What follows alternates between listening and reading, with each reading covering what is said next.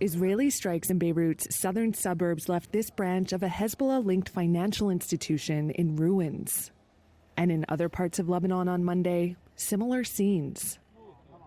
Israel has shown no sign of reining in its offensives in Lebanon and Gaza after killing the leaders of Hezbollah and of Hamas, militant groups that are both sponsored by Iran.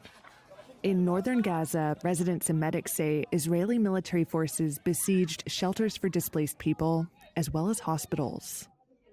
The wounded were brought to this hospital in Jabalia. More than 24 people were killed in strikes in Jabalia and elsewhere, Palestinian health officials said. In Beirut on Monday, there was a push for diplomacy. The Arab League Secretary General called for an immediate ceasefire in Lebanon.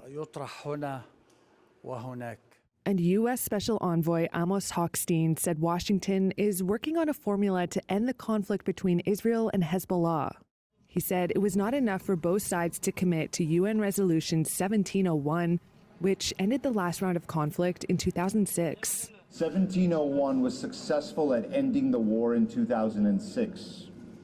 But we must be honest that no one did anything to implement it. The lack of implementation over those years contributed to the conflict that we are in today. On the streets of Beirut, residents say they're not holding their breath. He's been here twice, 3 times, 4 times, and he'll come 20 more times. It's all a waste of time, this man said. The efforts come ahead of a visit by U.S. Secretary of State Antony Blinken, his 11th since the attack on Israel by Hamas that triggered the Gaza war. Israel's campaign in Lebanon has driven 1.2 million people from their homes.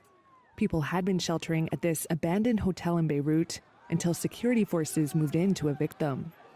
Israel says it wants to drive out Hezbollah fighters from the border region so tens of thousands of Israelis can return.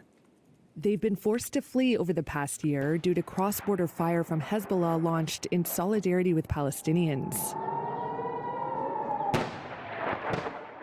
Israel launched its campaign in Gaza after the October 7th attack that killed around 1,200 people, with hundreds more taken hostage, according to Israeli tallies. Israel's campaign in Gaza has killed more than 42,500 people, according to Palestinian officials.